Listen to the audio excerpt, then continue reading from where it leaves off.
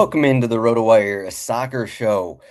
We are previewing the Premier League for the 26-27 season. We got a little bit of futures. We're going to look at some team odds. We're going to look at some player odds and some overall general thoughts for the Premier League on the new season. Chris, welcome in. Happy summer. World Cup is over. I think that was the last time we talked, but we're here now. So are you ready for the new season? I am extremely excited. It's been probably a little under a month since the World Cup final. I think that was August 13th here. It's a Thursday. We got about a week before we kick off with and Coventry on Friday. So pretty excited about that. But yeah, I'm pumped. We got we'll talk a little futures this one.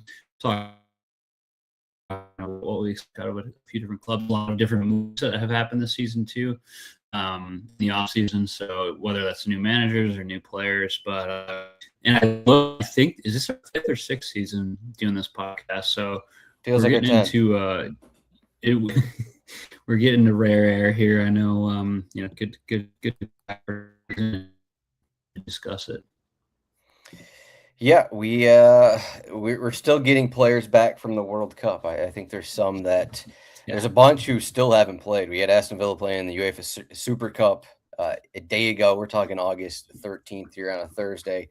Guys like Ollie Watkins, Emi Martinez didn't play in that game because they were getting rested. So we have a bunch of players who, come game week 1, they may not even be playing or starting. But it was like first day, I think yesterday, maybe for Manchester City. So guys like Holland and a few of those World Cup guys were with their teams for the first time all summer because of the World Cup, and they have a game, less than 10 days away. So I think we'll see if that leads to any, different things come game week 1, but we're looking at the full season. So that probably doesn't matter as much. RotoWire.com/soccer. We got a bunch of FPL content going on right now.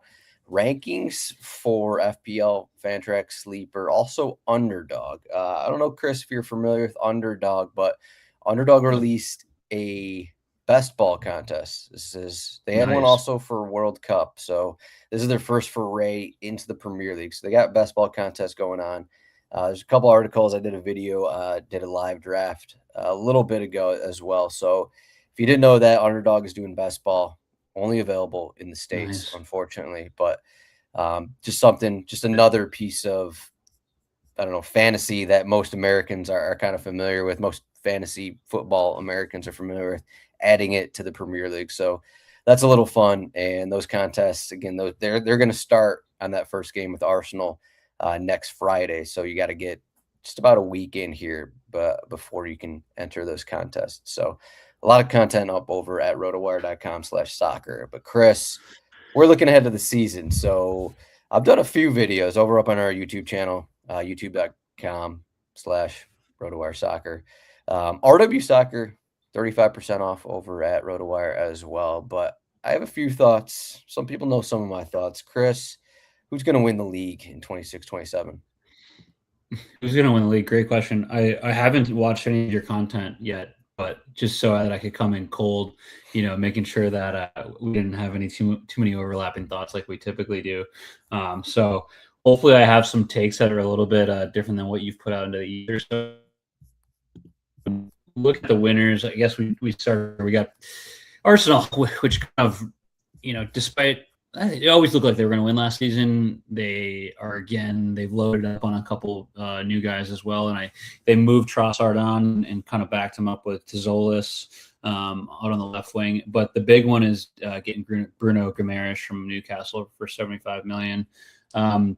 Great addition. I mean, like you could argue they have a midfield that could rival PSG. I think last season was like a little bit light from what they could do, at least in the Champions League. But this is by far the best midfield in the Premier League. So you have Declan Rice and Bruno Guimaraes like kind of playing through the middle with whether it's Odegaard or Eze or whoever it is. It's just like tough to look at that roster and be like, oh, this isn't by far the deepest and most talented team. So they're plus 150. Last year we were talking about Liverpool. they were plus 180 at the time. Like, so the odds weren't that different, but then obviously they had a massive fall off. And so I just don't think that Arsenal experienced that sort of fall off like Liverpool did. And then there's other question mark. You have City with Enzo Maresca. They're plus 280. It'll be so weird to see out there and some different local Enzo Maresca being a Pep lookalike, but ultimately, we'll see. It's hard for me to not look at Arsenal plus 150, but one that I'm actually kind of intrigued by is, and I don't think this is maybe winner, but you could maybe argue top two for odds is Man United. Last season, like the back half of last season, they were incredibly impressive. They also had the advantage of not playing in Europe. So, as we know, as we've seen in pretty much every season, when you don't have to play on Thursday, it's incredibly advantageous. But look at the back half of the season. Man United 13 wins, 4 draws, 2 losses, 2.26 points per game. That is literally the same as Arsenal in the back half of the season. So they played at a title-winning level for 19 games. And then also that included a 3-2 win over Arsenal at the Emirates, which is pretty notable. So I'm interested to see they've gotten a couple decent additions. I think it'll be tough for them to maybe keep that level of play like they did in the back half of the season to start this season, especially as we open up with a lot more games. But I kind of like them as maybe a top 2 finish, plus 260. So your original question, I think Arsenal run it back plus 150. Hard for me to argue against that, given how deep their team is. But Man United is a bit of a really dark horse bet that has the most value, but ultimately I think could finish in the two. We're going to comment here from Oz. Yeah, Ozzy. Ozzy is clearly a Manchester City fan, so he's got some comments about Manchester City returning to the top. Liverpool sleepers, Arsenal overrated. I do like Arsenal plus 150 to win. I just think I think if this was a different team, if there's like a different public perception around Arsenal instead of set piece FC, all this other stuff, like this Arsenal team. I know they had their second half of the season, but they still have their team is better than last season. I think that's important. They added Bruno. I don't really think they losing Trossard. I think that's going to be fine. So Lee's coming in. So I think overall probably just a better team. And when you kind of look at the players that were injured, like Kai Havertz barely played last season. Odegaard was injured as well, plenty. So they're kind of getting these guys back from injury. So you throw that all in. I think that they are in a good spot to repeat. As for the teams behind them, you kind of look at, you mentioned Manchester United. I can't get there where they're throwing in Champions League. And again, we're talking 3 weeks before the end of the transfer window. So that's definitely going to, bring in some changes here. And they've been in talks for a new left back for a couple weeks now. There's been, 10 different players brought in as possibilities for United, and maybe they're going to add some other pieces. Obviously, they added Santos and Tielemans into the midfield. I still just think the addition of Champions League is going to throw in these wrinkles that they just didn't have to deal with last season. They also lost early in the cup games, so they basically had no other games outside of the Premier League in the second half of the season. If you have more success in the cup, if you add in Champions League as well, I just think it's just a completely different situation for United. And I also, in terms of top 4, top 2 bets, I actually like a different team. It would actually be Chelsea.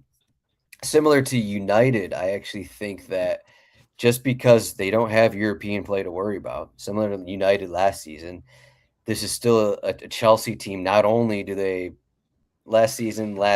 decade, for Chelsea's entire run, they've always had managerial questions. Xabi Alonso comes in. Are they going to still have these same? Is Xabi Alonso, is he going to last, 2 months and they're going to let him go? Probably not. So I assume that Xabi Alonso is going to stay for the entire season.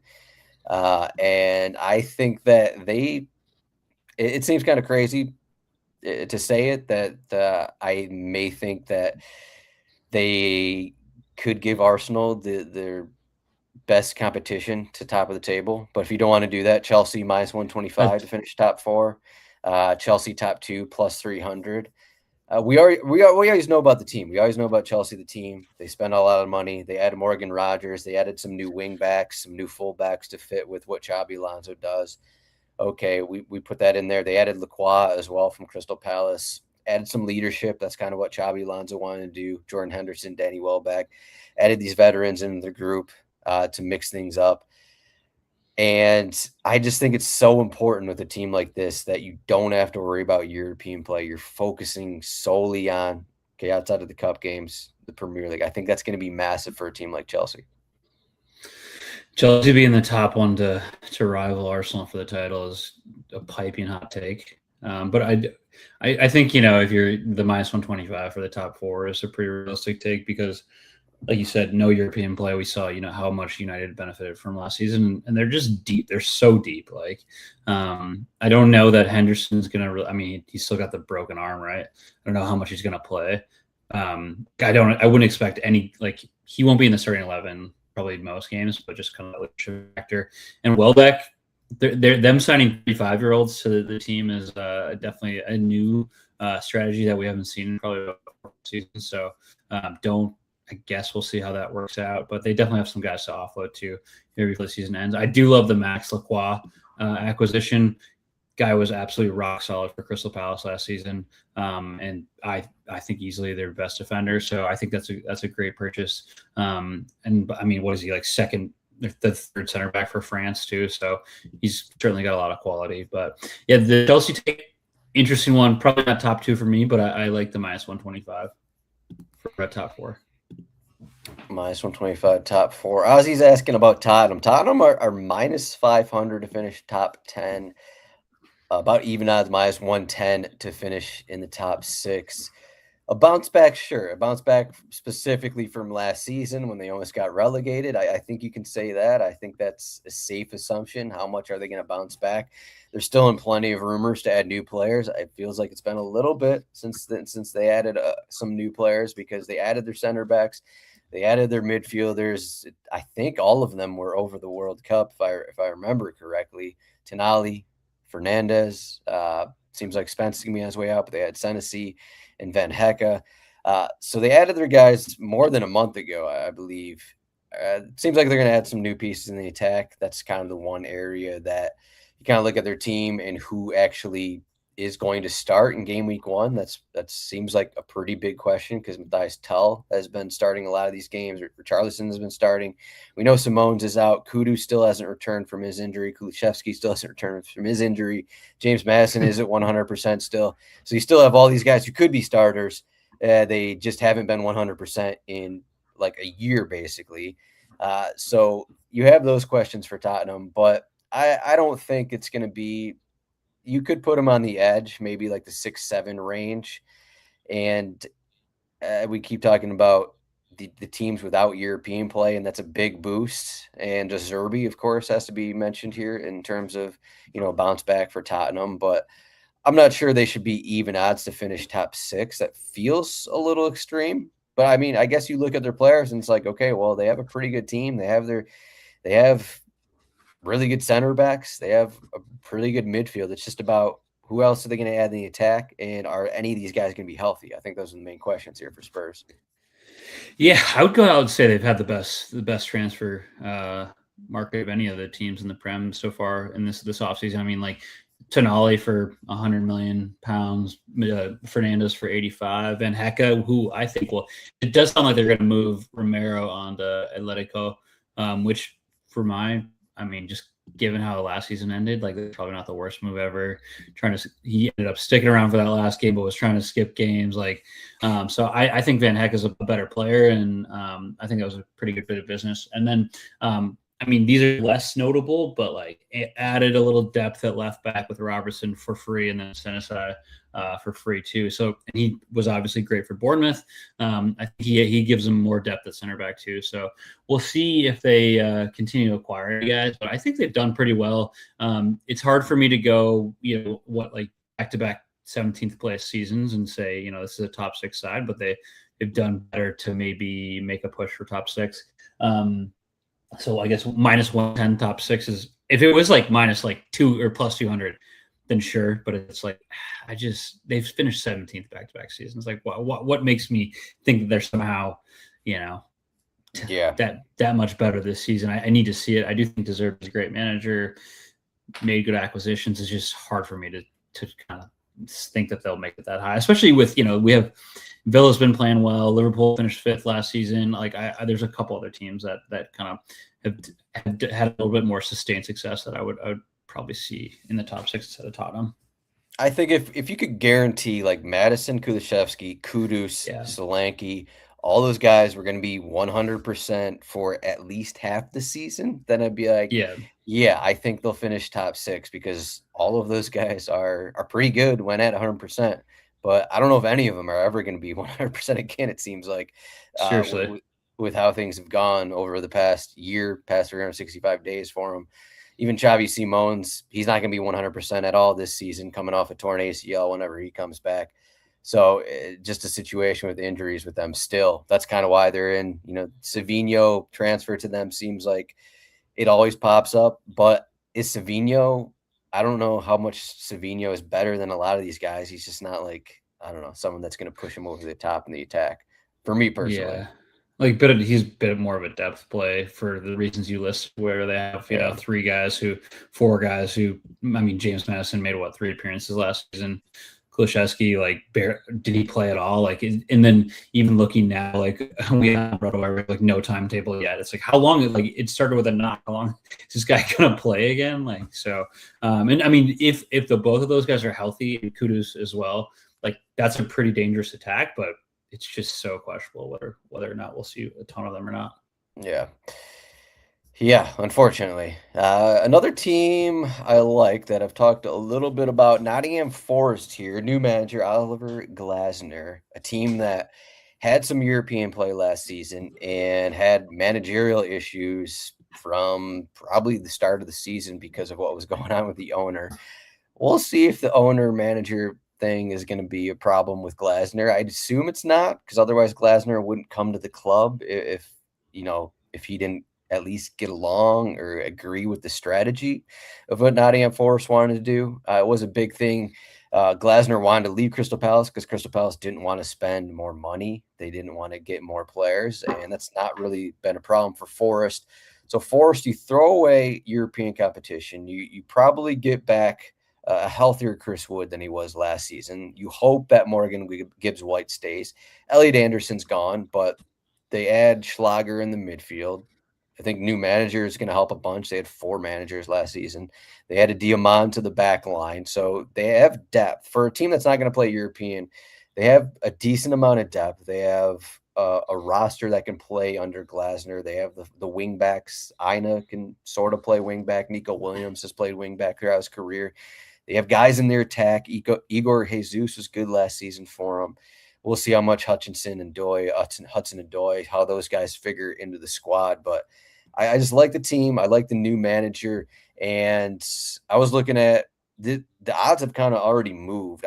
When I did my video last week, I think it was about plus 180 for Forest to finish top half. Now it's plus 150. So we're losing value by the day. Over under, you're getting over 48.5 points, even odds there.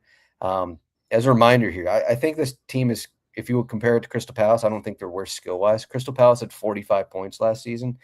That was with Glasner and the team more or less giving up in league play for the second half of last season. And now we're just asking them to get over 48.5 in points. Doesn't seem like a lot for them. So I like Forest this season. Let me ask you this: would you rather have you mentioned plus 150 for the top 10 for Forest, Brendan at plus 150 as well? Who would you pick if you had to pick one of those 2 teams?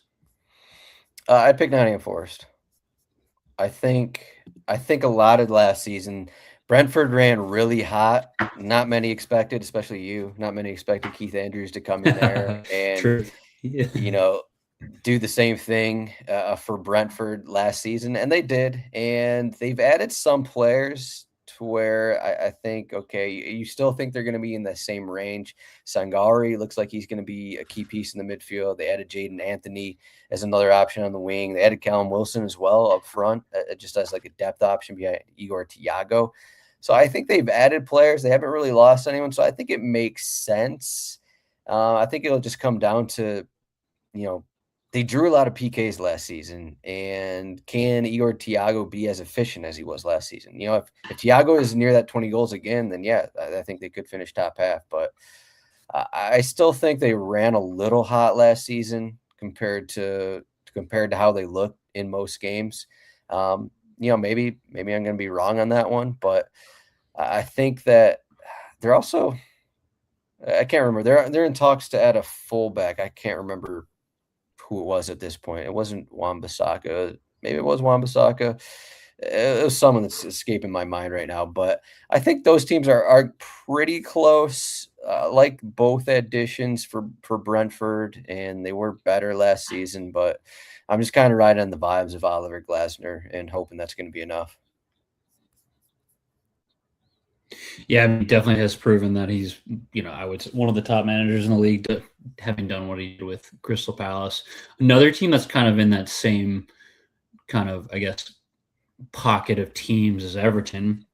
I'm interested to see what they do this year. They've done a decent bit of work in the transfer market. Hayden Hackney, Tyreek George. They added Christian Norgard, which I think is actually like a pretty solid addition. And then I don't know if this has gone through yet, but did they do a Brennan Johnson, Dwight McNeil swap? I don't know. Yeah, if that's quite, that happened. So got a little younger. McNeil, kind of a one-trick pony, but I think I'm a little bit weird for Brennan Johnson to go to Palace and then to Everton so quickly. So now I'm a little bit I'm not sure what to expect out of him, but I feel like that a team maybe that might be sitting right there for this kind of top 10 bet at plus 120. Also, all three teams not playing in Europe, so they have that benefit. But I feel like they've added a few good players that can help them out for the season. And I still think I was very wrong about Brentford last season, extremely wrong, and so now it's like a shame, fool me once type of thing. So I'm interested to see, but yeah, I like Everton plus 120 to finish top 10. I think they'll be a lot better this season. I don't know if they're going to be a lot better. There's still a sour taste in my mouth the way that they finished last season. I had a top half bet for Everton last season, and they blew. I don't know how many games towards the end of the season, but too many points. They lost at the end of the season. They finished 13th place, and which was 3 points behind Chelsea. They blew multiple opportunities. So that's kind of still in my mouth a little bit. I also think that after losing Grealish, there's a little bit lack of creativity there. Dewsbury Hall, or my boy Dewsbury Hall, he's about to light it up this season. Dewsbury Hall was injured for a period there as well. They did get the good news of Njai. He wants to stay there, so I think that's going to definitely be helpful. I'm not sure how much. I think they'll still be around the same range. We're talking about teams moving into the top 10, though. Brentford were 9th last season. Just looking at the table, I think teams like Bournemouth are more likely to fall out. Sunderland. Brighton, another team that really hasn't added anyone. Another team with a sour taste in my mouth. I had him top 6 last season. Ended up in 8th. Vuskovic? Come on. Come on. I love Brighton this season. That's their big signings are Vuskovic and Pascal Strike. I don't know if they added anyone else yet. I don't think they did. They lost Danny Welbeck. I'm not sure exactly. I assume they're going to add some more James people. Milner and James Milner. Oh, they lost. Okay, yeah, that's a big one. No, yeah, I mean, I guess they lost. Yeah, a few guys there, but yeah, Danny Welbeck. We'll see how they. Is it the Greek Costolas? I mean, like I feel like last season they bought him. He was 18. He didn't really do it. I think he played like 3 games towards the end of the season. But now, like when you're doing FPL drafts or Fantrax drafts, like he's like going way too high. I'm interested to see like how much playing time he actually gets this season. I was looking at our rankings, and he's pretty high up there. So I guess maybe they're expecting him to kind of take a jump for Brighton. And then I think if they keep Minta, like that's a huge keep. He's kind of been Man United have been sniffing around for what feels like 2 seasons now. They lost. I mean, this is less big, but Solly March moved on. So yeah, I don't know what they're gonna do, but I think Vuskovic. Yeah, Van Hecke is a huge absence too, but I think they replaced him well with Vuskovic. They're going to move him on like next offseason for like £75 million. So I don't know why. Well, I mean, they pretty much swap those two, but I think they sell Vuskovic next season for like way more money. He's going to be good. Started for Croatia in the World Cup, like young kid who's going to be a stud in the future. So I'm less worried about Van Hecke because they did that, and weird to say that Welbeck and his absence might be a bit of an issue, but we'll see what happens with that. I actually like Brighton this season. I like them less than I did last season. I just think that they still have like the striker question. Like Danny Welbeck, he was old, but he was a consistent goal scorer. He was getting double-digit goals the last couple seasons. Like Ruder and Kostelos, seems like those are going to be their guys. And the number 9, neither, I would say, not the same kind of player. Ruder is not really a true number 9. He's been playing there in the preseason. Kostulas, still don't really have a ton of tape on him at this point. Seamas is another one they added. They ended before last season as well. But look towards the bottom of the table. Any teams you definitely dislike? I have a couple who I don't like overall what they've done, and I like some of the odds. But anyone stand out to you? I mean, it's just, I think I will take this bet every season just because it's interesting. The top 3, the 3 promoted teams to go down is always one I think makes sense. We've seen this happen before.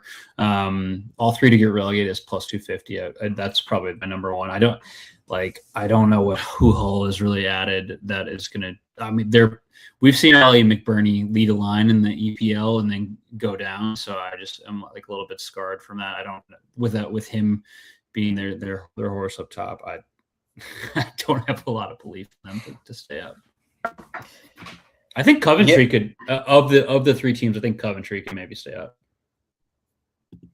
Yeah, I think, again, we have 3 weeks left in the transfer window, so it's really hard to actually look at this. But looking at the odds, Hull City minus 500. This is to be relegated. Ipswich minus 165. Coventry minus 165.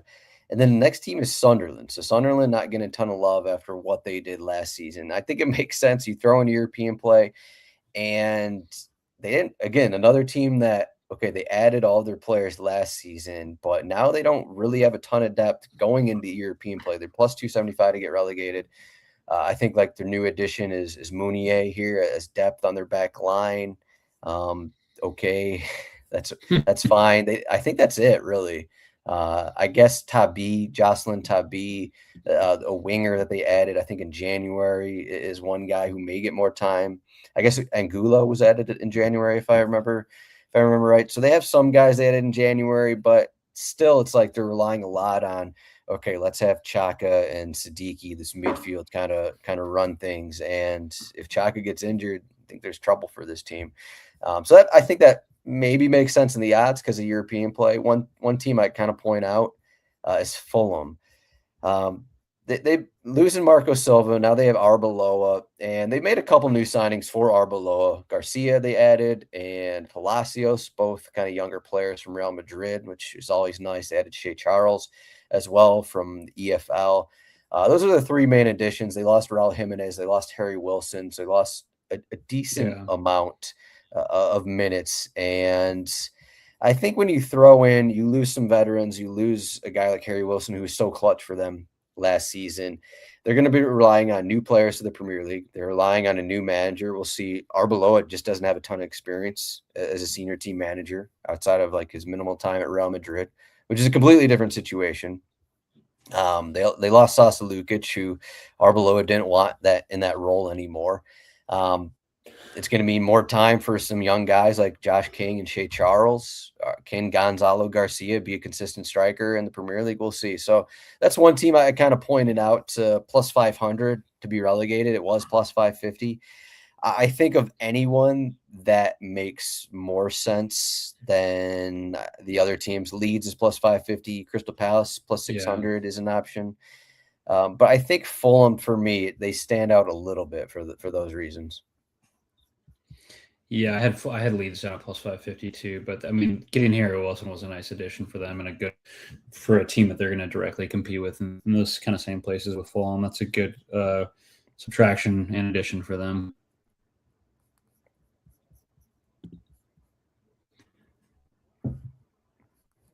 But yeah, the other, like I said, the parlays of the Hull, Coventry, Ipswich relegated plus 250 don't really. I don't think they got the firepower to do it, so we shall see. But Leeds has been a traditional yo-yo here the last couple of years too, so I wouldn't be surprised to see them go back down.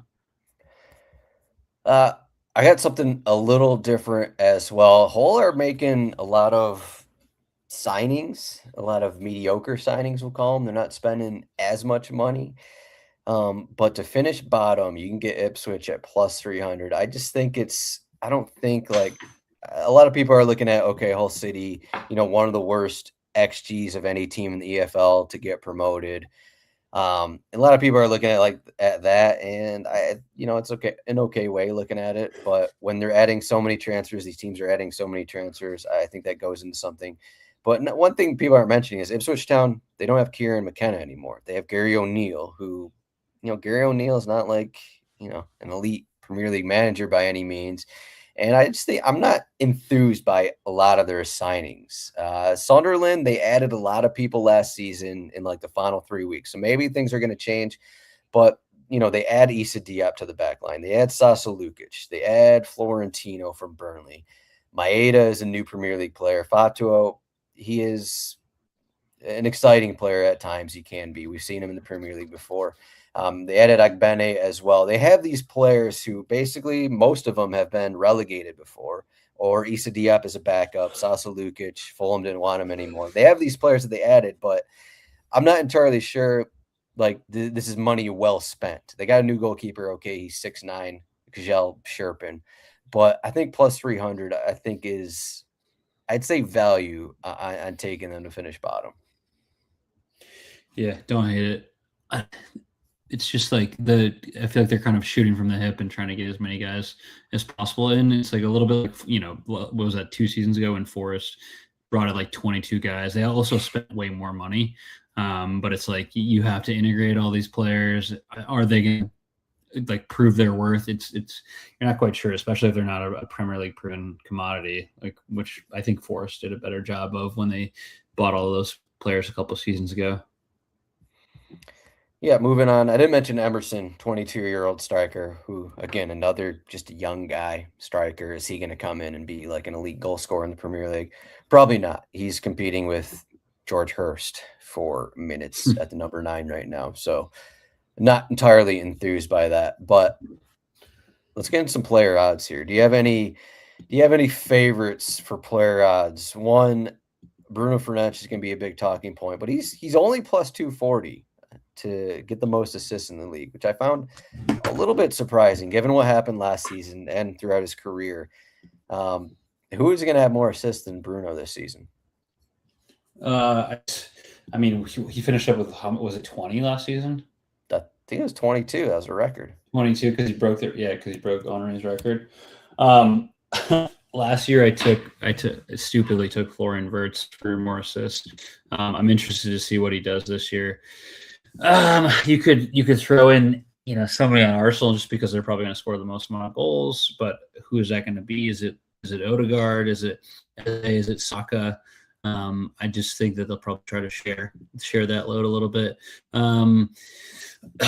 Morgan Rogers is maybe worth a shout. I feel like is Cole Palmer healthy? I don't know what's going on with that, but yes, Wirtz they probably won't play him off the left this season. Hopefully he comes in and actually is actually the number 10. But I think you got to go with Fernandes again here to take the most assists. I'm trying to pull up the odds here, but yeah, Bruno plus 240, Cherokee plus 350, Saka, and then Palmer 800 and 900.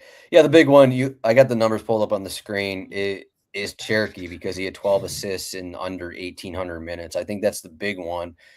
But yeah, we still aren't entirely sure what his role is going to be, what Manchester City's 11 is going to look like. under Enzo Maresca because he is another guy who got back into preseason a little late because of the World Cup, where Foden's been there the entire preseason and he's been getting all these minutes. And it seems like those guys are kind of fighting for minutes. So there could be another situation where Cherky is getting 2,000 minutes because not only other competitions, Ozzy apparently hates Cherky. He is a City guy. But Ozzy is saying Foden is way better than Cherky, which I'm not sure I can get there on. But if we're still only getting 2,000 minutes on Cherky, and I guess you could say, okay, then he's still getting 15 assists, which I don't know. That maybe that's extreme. I know his numbers coming in were really good as well, but I still think that what Bruno has done, what his role is on the team, just in terms of getting assists, I think plus 240 is just too good. When the top goal scorer, Haaland, is always around even odds, he's minus 135. I feel like Bruno should be closer to even odds to have the most assists. So yeah, Saka at plus 800 is probably the next most interesting. Doku maybe at plus 1,600 if like they just like play him all the time. Sometimes he misses that final ball, but I think Saka, the man just has not been that fit. Like he's just battled injuries last 2 seasons, and that's pretty realistically why he's hasn't maybe had as many assists as we would have expected. If he can actually stay healthy for and start 30 plus games, 35 games, and then he's definitely one that you. But it's a big if. I have to look and see how many games he's played in the last 2 seasons. But I feel like he always kind of misses like a 6-week chunk from January to February. So one that I would consider there too. You can Foden is plus 2,200. He just had a very bad season last season, so it's hard to look at that and come off it and think like, yeah, maybe he will do it. One that I found a little bit odd is, and this is actually working down the odds, is Adam Wharton at plus 2,500. Like that seems a little bit weird for him to be right next to Phil Foden in between Morgan Gibbs-White, but I'm not really sure what we're doing there. But yeah, I mean, Saka started 25 games last season in the Prem and 20 games the season before. I guess 3 seasons ago, he played and started 35 games. So if he did that, and that was really only 8 assists that season. So, yeah, I'm less enthused about that. He started 25 games last season, so we'll see. I feel like Arteta, given that the options that they have, will try to rotate him a little bit and keep those like kind of soft tissue injuries out of there. So we'll see with that. But Soboslai is Ozzy says Soboslai could be a sleeper for assists. Don't hate it. Big question mark if they're going to be able to keep Isak fit or when Ekitike comes back, which probably won't be till like February, I feel like. So yeah, January, February. So if they can get, maybe if he's playing in there, Verts has got to be pretty far down. I guess he's 1,400. I think you got to, this one's tough. Cherky is actually pretty interesting if he does in fact start the majority of games for them. Yeah, I think Cherky and Bruno seems like the only options here that could lead the league in assists, unless something always crazy could happen. But Bruno is always up here, and if Cherky plays, it seems like he's always going to get assists. So you could technically bet them both plus 240, plus 350. In terms of goal scorers, we don't have a ton of over-unders to work with. Haaland is minus 135, just about even odds to finish with the most goals in the league. And at this point, I don't think you're betting on anyone else over Haaland. No. Like Isak, Gyökeres, Thiago are next in odds. Then we're getting down to Ollie Watkins, João Pedro. Like, who else is having more goals than Haaland? I think Isak would I guess, be the option. I don't think Igor Thiago is going to do what he did last season. Gyökeres is still fighting for starts. Like, you're saying, okay, Isak is going to get 25 goals because he's going to he's going to play 2,500 or more minutes, and he's just going to be Liverpool's guy to get their goals. We saw Iraola's teams with Solanke. Solanke had these big goal seasons, and Isak's going to play that role. That's basically what you're going in. Isak had 3 goals last season. You could say that plus 1,100 to win the league in terms of goals, and then you probably need a Haaland injury on top of that. But I don't think you're going to really take anyone else outside of Haaland for most goals in the league. Yeah, I guess Isak 3 goals and 8 starts last season, but the the 2 seasons prior to that, 23 goals on 34 starts and then 21 goals on 27 starts, both about, I guess, 2,200 minutes in for 21 goals and then 23 goals for 2,700 minutes. So you're right about him having to play 2,500 minutes to even have matching up with Holland. Big if he can stay healthy. We'll see. Yeah, I don't. What about what do you think about João Pedro? You like Chelsea to maybe have a run at top two. He's being their big guy up front. Like, is there any chance with him at what's that, plus 1,800? Yeah, 15 goals last season. I just don't know if João Pedro can get more than 15 goals in this Chelsea team. Now we're throwing in Morgan Rogers to the equation, who is a guy who likes to rip shots from outside the box. So he's going to take opportunities to shoot the ball. We also add in Danny Welbeck. So when Danny Welbeck plays or starts, he would be the number 9, and João Pedro moves a little bit away from that role as well. So I don't think that helps. So I think you have these situations where João Pedro, can you see him scoring 20 goals in this spot? Maybe without European play, and he's going to be fully healthy. You could say, okay, he's going to get 3,000 minutes and he's going to score 20. But I still don't think that plus 1,800, maybe it's good value. But because of, Welbeck and Rogers just stealing goals and taking shots when they're on the pitch, I don't. It'd be a surprise if João Pedro hit 20 goals. Yeah, 15 goals on 2,600 minutes last season, started 31 games, so was relatively healthy. I think we're maybe, and I could be absolutely wrong about this, but I feel like we're giving a lot of credence to Danny Welbeck, 35-year-old Danny Welbeck coming in and taking goals away from him. I've great depth play. Is game week 1? Do we think Welbeck's gonna go up there and start? I don't know, maybe. I think he might. How many games is he going to start? João Pedro was impressive to me last season. So I guess we'll see. And then, a big part about that too is Cole Palmer. How fit is he going to be? I think he had a major drop off, but did probably have the majority of the goals for Chelsea this season before. So, but I guess we're the shout at plus 1,800. Tough to see anyone but Holland not winning this. Yeah. Ozzy agrees. Only thing stopping him is an injury. Any other over under goal thoughts? We have some official over under goal odds. We are using Rob T FPL posts goal and assist markets from SpreadX Sport. So it's kind of using those a little bit to base things off of. But in terms of official numbers that we could use, I was looking at kind of a combined one. I also considered Isak under 15.5 goals. That one's even odds. Not my favorite one, but something that stood out to me.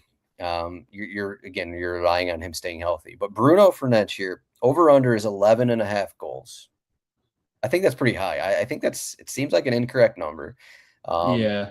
They went through PKs yesterday. He was, I think, the only player for Manchester United that missed. Not saying that's going to mean, he's not going to be on PKs anymore. But 12 goals.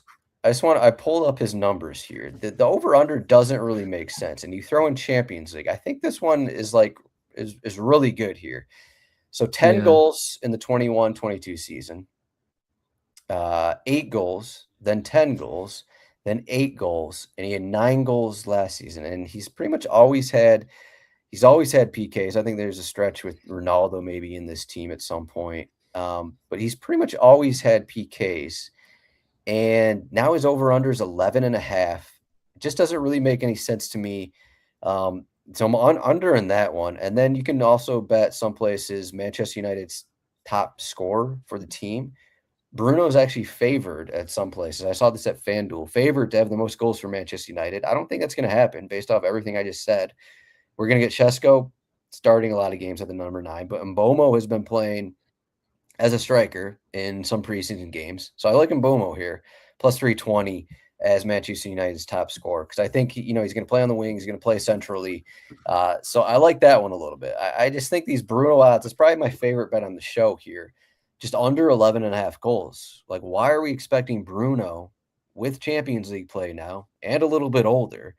why is he getting all of these goals? I'm just not buying that. Yeah, they have 11 on this kind of GA market, 11 and a half. That kind of feels like a lot, especially because we've only seen it once. They have Mbomo and Cunha at about 10 and a half. So I'd rather take the over for either one of those than take the over for Bruno. Yeah, it doesn't really make any sense. I got a bunch I'm going to spit out here in terms of goal markets. Do you have anything else you like? No, spit them out. Let's go over them. All right. Let me on the screen. I'll pull up our stats for goal scores to easily see how many they got last season. But we mentioned Cole Palmer. Cole Palmer had 10 goals last season, which is decent. Under 13 and a half goals. I took Cole Palmer under 18 and a half goals last season. That was an easy hit. I'm going again. Under 13 and a half goals. I still think that's kind of a high number when we just talked about Joe Pedro plus 1,800 for most goals in the league.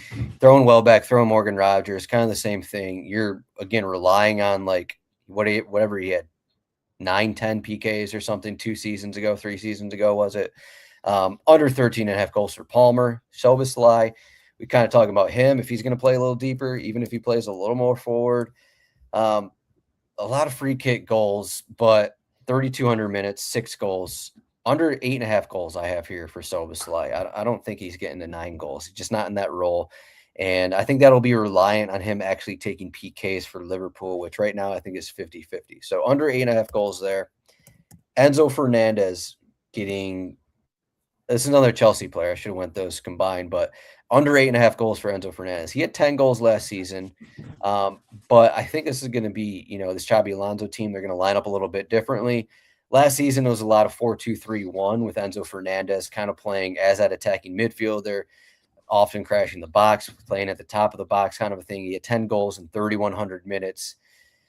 We're also talking of, okay, maybe he's not even going to be on Chelsea at the start of next season. There's been a lot of Man City rumors. Under 8.5 goals, I don't think he's getting to 10 goals again, especially given the Chelsea situation. There's only so many goals to go around for Chelsea, so these totals seem really high for him. I got a few more. You got any thoughts on those guys? Yeah, how does the Enzo thing? I saw the headline this morning. It was like, Friday's the deadline to decide whether City pay 120 million pounds for Enzo. How does that affect your bet? Like, I mean, if he goes to City, I would think you would like less goals, right? If City pay 120 million for him, like where does he actually play? Does he?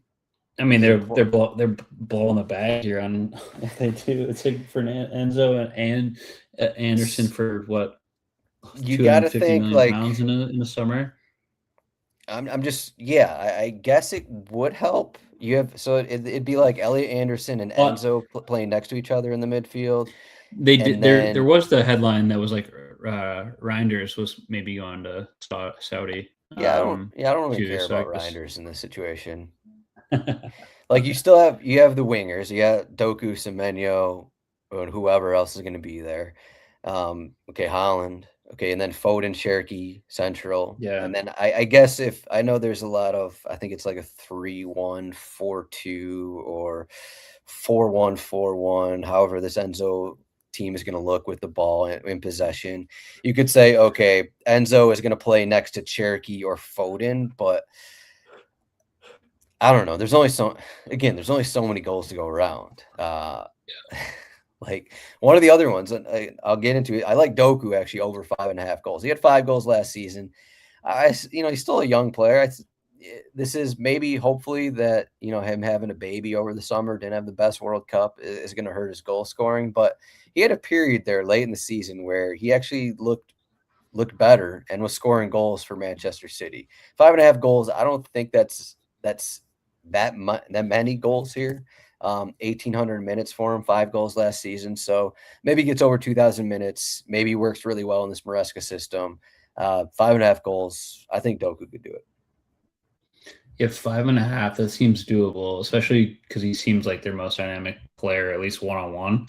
Like we'll see. He had some pretty incredible goals down the stretch, but yeah, 5.5 doesn't seem like a ton for a player who should. I mean, I guess him and Semenyo split time out there, or I guess we'll see how Maresca plays it, but yeah, I mean, we'll see what the actual formation, what they actually look like. Because I mean, they've been playing Savinho a lot in the preseason, and like, is Savinho even going to be on this team? So it's hard to. It's hard to actually say, okay, who's going to be the starting winger? Is Aitner actually going to come up and play on the left wing? Like, we're going to get some weird things, but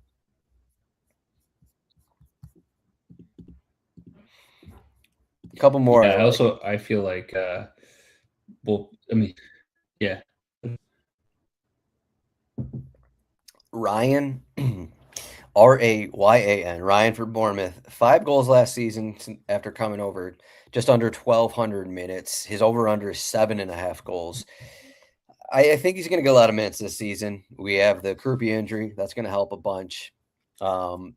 European play adds a little bit to this. He's still a young player. Got minutes for Brazil in the World Cup, but I think he's just a winger goal scorer, guy who can score goals. Maybe not the same type as Semenyo was for Bournemouth, but I think Bournemouth are going to have a lot of goals in their games with the way that they play under Marco Rose. And I think Ryan is going to be a beneficiary of a lot of those. And if he can get an over under 7.5 goals for Ryan, I like that a lot. 5 goals in 1,200 minutes last season. So we're just looking for, 2,400 minutes or something in league play. I think you can get up to 10 goals for him. And then the last one here, if there's even going to be odds for it, Jack Clark for Ipswich. His over under is 5.5 goals. It's one off to pull up his actually. I think some of the numbers are heavily influenced from. He had like 16 goals in the championship. Let me pull up his numbers. It was just like 16 goals on 24 shots on goal. That's not going to happen again. Jack Clark, 2 seasons ago with Ipswich, deadly. 0 goals in 1,170 minutes. Under 5.5 goals for Jack Clark. So those are all my leans here for the goal score over unders.